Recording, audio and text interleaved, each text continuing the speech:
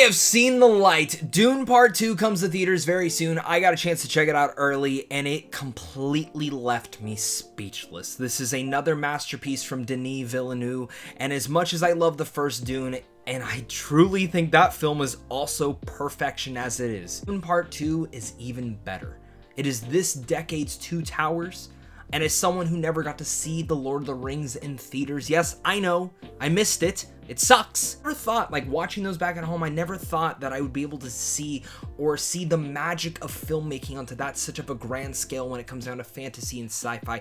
And I know we've gotten Star Wars, we've gotten Inception, we've gotten so many great movies, even Avatar, which you guys know I love. In this way of filmmaking, where practical meets visual effects, I never really thought we'd ever have something of this nature. And this feels like modern day filmmaking meets old classic Hollywood. And Dune Part 2 was everything that I imagined it would be, and even a little bit more. And that comes from someone who loves the original Dune novel. And they make some changes in here. Changes that I actually think were for the better, and could make for the better when we do get to eventually Dune Messiah. So with that said, guys, I'm very excited to talk about Dune Part 2 today. Make sure to leave your thoughts down below. Hit that like and subscribe button. And what are your thoughts on Dune Part 2? Are you excited for this movie? Are you not? Were you a fan of the novel? Let me know down below. And also let me know what your favorite Denis film is so far. I'm still going back and forth if Arrival is my favorite, but Dune Part 2 might be cracking that. I plan on seeing that at least 2 more times before I do my new Denis Villeneuve rankings. Do look forward to that. But if you don't know what Dune Part 2 is about, well, it's about Paul Atreides once again uniting with the Fremen while seeking revenge against the conspirators who destroyed his family. Now, this film is even bigger than the last in terms of its cast, adding the likes of Florence Pugh, Christopher Walken, Austin Butler, and so many more. And as I've mentioned, this is a non-spoiler review.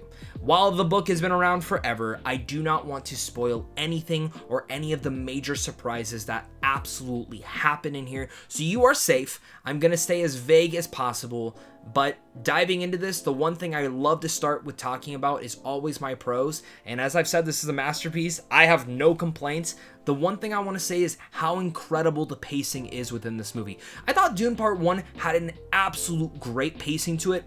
It never slowed down. It was a slow burn, but it moved through its 2-hour and 35-minute runtime like butter, just smooth, quick. And when you get to Dune Part 2, I was a little bit, 2 hours and 45 minutes is a lot of time to dedicate. And it flew by. To the point where I actually was really depressed. I checked the time at one point, and it said 9 o'clock. The screen started at 7. So 2 hours had already passed, and I literally felt depressed, because I knew there was only like 45 minutes left, and I wanted more. I actually think the film could have had 20, 30 more minutes to dive into certain other things, and that's just me being selfish personally, because I just want to live more into this world of Arrakis and Dune itself, touching into more of the characters, the dynamics, the politics, all those certain things. Those are things that I want to dive in more to, and Dune Part 2 delivers all of that. That is actually one of my biggest surprises in this, because they've really much said that there's going to be a lot more action. And what I want to say is, people coming to see this who have not read the novel, do not expect this to be all action. As I've mentioned, it's like the Two Towers, where Helm's Deep is right at the end, and you have all this fantastic buildup all throughout it.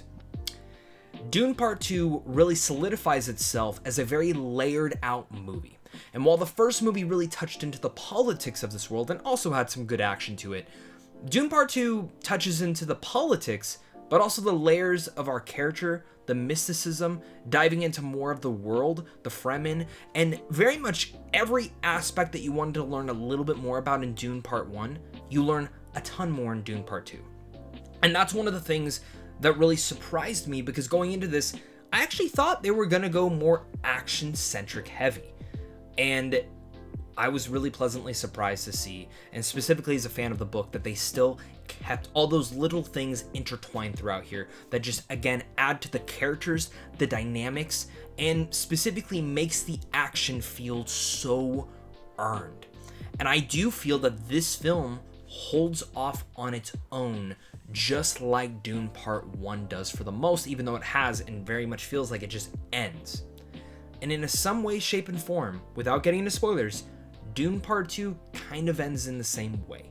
It ends in the same feeling where you have this breath of fresh air that you can take a breather for finally. But when it ends, you're wanting the next chapter already. And you feel satisfied with what you just watched, but you know that there's more to come. And that for me is one of the things that I truly loved about Dune Part 2. And I love how much more earned everything feels. And again, Part 1 did a great job of being the base and the pillar for everything. And Dune Part 2 just ups the ante in every way. And, you know, I talked about the mythology, I talked about the layers, but a lot of people are coming to this for the action. And the action is, it's speechless. I only saw one trailer for this movie, so I'm not sure how much they gave away. But in terms of some of the fight sequences, like there's one particularly towards the end that reminded me very much of the Tobey Maguire versus Green Goblin fight sequence and how brutal that was. And this being a PG-13 movie as well, you would be kind of surprised how much they get away with in one fight scene. And I was sitting there like, holy shit. Alongside that, the grand epicness, the scale, the war that it's teased throughout the trailer, it's worth it in the long run. The action that is layered out more throughout this entire story is just stellar. You're sitting there just not baffled, but speechless. Sitting there wondering how it could only get better. And I sat there personally just in love with Dune Part 2. And again, in love with those moments, in love with the action, and specifically, none of this would work without the incredible talent on board. And I loved all the performances in the first one. I thought they were great, but I think there might be an argument made that this is Timothée Chalamet's best performance yet. I think there's an argument to be made that this is Zendaya's best performance yet. And I think there's even an argument to be made that this is Rebecca Ferguson's best performance yet. All three of them really create and feel more layered out in this, that open up to different avenues that I didn't expect the characters, but they feel in such a believable way that I, again, utterly loved. Also giving a shout out to Javier Bardem, who I think is just phenomenal in here, gets so much to work with. And a lot of people are going to be wanting to talk about Austin Butler, who is terrifying in here. And, you know, we all saw him in Elvis, and a lot of people give him shit for the accent and the voice and that he can't get rid of the voice of Elvis Presley. When you hear his voice in here, it's terrifying, it's menacing. And genuinely, when I look back at the book, it's everything that I expected that character to sound like and more. And Austin Butler just did a great job. Dave Bautista, also great. Florence Pugh, awesome. Josh Brolin, Christopher Walken, Stellan Skarsgård, and so many more. This is just firing on all cylinders. But the cream of the crop, the mastermind behind all this, is Denis Villeneuve, who I absolutely love. And I've said it, you know, Martin Scorsese is my personal favorite director of all time. I've loved him ever since I was a kid. Yes, I was watching a lot of his movies as a kid. I probably shouldn't have. But Denis is the one that made me, like, more intrigued to, like, learn through film, explore its themes. And a lot of that started with Enemy. Enemy was, like, such a film that, like, opened my eyes to how much more filmmaking can be. And while that's very late in the game and I'd already loved the movies, it was such a unique film. Prisoners, Sicario, Arrival, and then a lot of, going back to Denis' earlier films, they're just all fascinating and incredible. And he's actually the one director where I've never thought that he's missed. And I think all of his films are either a 9 out of 10 or a 10 out of 10. I'm a complete fanboy for this guy. And I'm a huge and major fan of him. So there might be some biasness into this. But for me to watch this and come away just stupefied and how he accomplished so much of this. And I know a lot of it is visual effects, but I also know he does a lot of practical stuff too.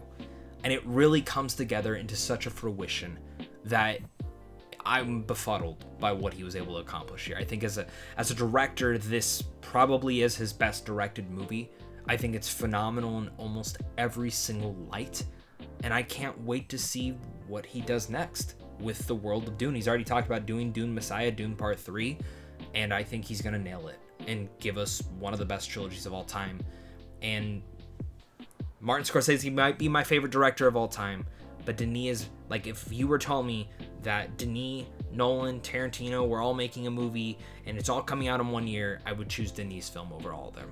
He is personally my favorite working director right now in terms of what he's creating. And I think long after he's gone, to look back at his entire filmography, and I'm going to say, Denis is my favorite director of all time. I can already see it happening one day. It's going to be a while because he has a big filmography to catch up to with Martin Scorsese, but there's just something incredible to the talent that he can create here. I'm just in love with how he's able to create an art house film, but make it a blockbuster and make it accessible to many other people who now will want to explore other movies. And I think that's just exciting.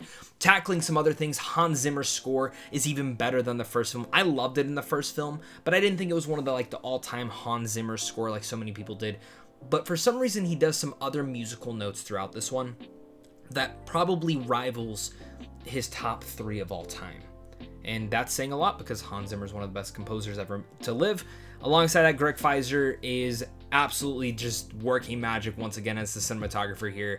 I see every single sequence and I'm just blown away. I got to see this in IMAX, and seeing giant sandworms jumping out of the sand, it's beautiful and it's incredible. And I also love how they use the usage of the moon and a solar eclipse and everything of that, because certain things that you go to reflect and make the world look a little bit different, and these elements really satisfied me. I like the visions a little bit more in here. I think everything in here is just planned out and created into such a more beautiful and blossoming way, but also leaves it into a bleak manner, where when I first watched the first Dune, you watch it and you're like, this is an incredible world. I love this world building. It's very eerie and creepy and I want to learn all about it.